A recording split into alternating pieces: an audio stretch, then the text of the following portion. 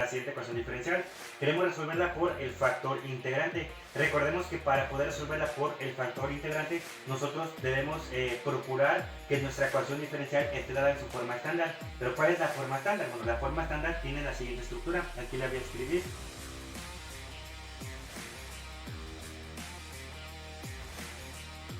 La forma estándar dice que es la derivada de y con respecto a x más mi p de x acompañado de y igual a mi f de x, ¿vale? Entonces, por una parte recuerden que el diferencial no debe estar acompañado de ningún término, ¿vale? Mi p de x es aquel término que está multiplicándose con y y todo esto va a ser igual a un f de x.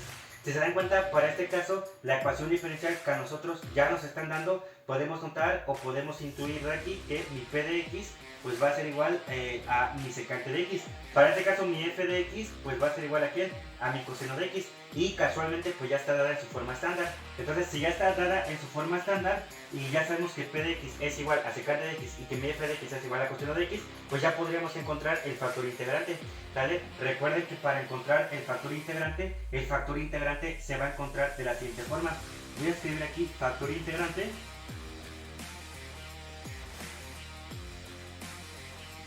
Y el factor integrante no es más que la exponencial elevada a la integral de mi p de x del diferencial de x, ¿vale? Entonces, sabiendo o teniendo el valor de p de x, pues podríamos sustituir. Entonces me quedaría exponencial elevado a la integral. Para este caso mi p de x, ¿quién es? Es la secante de x respecto a x.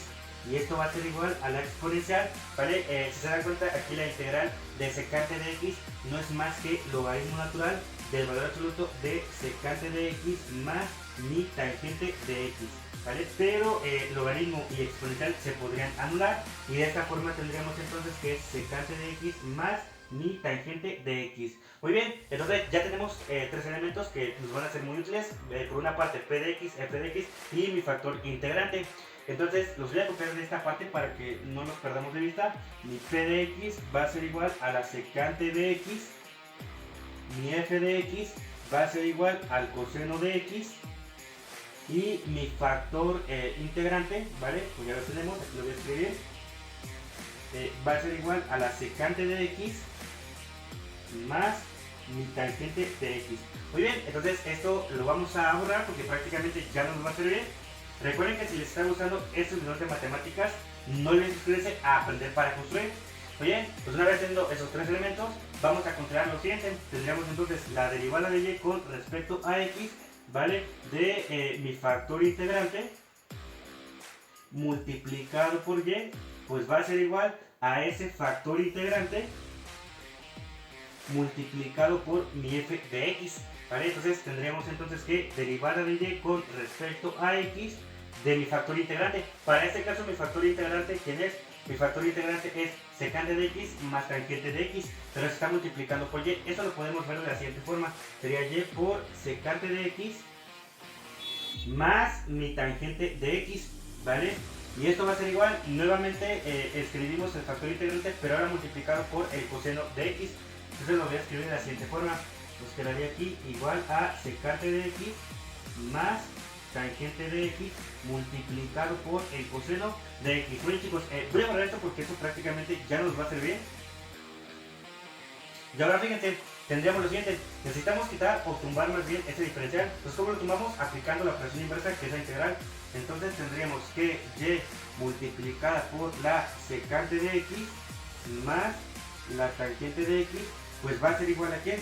Va a ser igual a la integral de secante de x más la tangente de x multiplicada por el coseno de x del diferencial de x, ¿vale? Eso ya lo podemos eliminar, ya nos va a servir. Y ahora fíjense, tendríamos entonces que y multiplicada por la secante de x más la tangente de x, pues va a ser igual a la integral. Obviamente aquí lo que podríamos aplicar son identidades trigonométricas. Fíjense, tenemos lo siguiente, sabemos que el secante de x pues es 1 sobre el coseno de x, ¿vale? Más, y sabemos que aquí tangente de x pues no es más que el seno de x sobre el coseno de x, ¿vale? Y esto obviamente estaría multiplicando al coseno de x respecto a x. Entonces tendremos que y multiplicada por la secante de x más la tangente de x, pues va a ser igual a la integral. Si se dan cuenta, aquí podríamos sumar estas dos expresiones. Por el simple hecho de tener igual denominador, pues el denominador lo vamos a pasar igual, me queda coseno de x, y arriba 1 más seno de x, pues sería 1 más el seno de x. Y todo ello está multiplicando al coseno de x respecto a x. Oye chicos, voy a volver aquí para liberar espacio.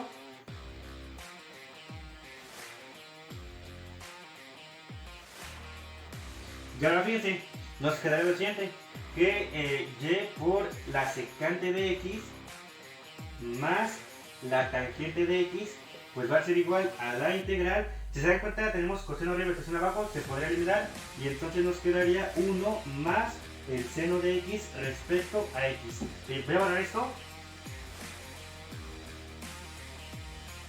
Y entonces nos quedaría que y por la secante de x más la tangente de x, pues va a ser igual. Ahora vamos a integrar esto con respecto a x. Sabemos que la integral de 1, ¿vale? Para este caso sería x, y la integral del seno es el menos coseno, ¿vale? De x. Le agregamos nuestra constante de integración de sub 1. Bien, pues como toda ecuación diferencial habría que despejar ahí, entonces tendremos que y es igual, ¿vale? A x menos el coseno de x más mi c sub 1 entre la secante de x más la tangente de x. Sin embargo, esto lo podríamos simplificar de la siguiente forma. Voy a borrar todo esto para liberar espacio.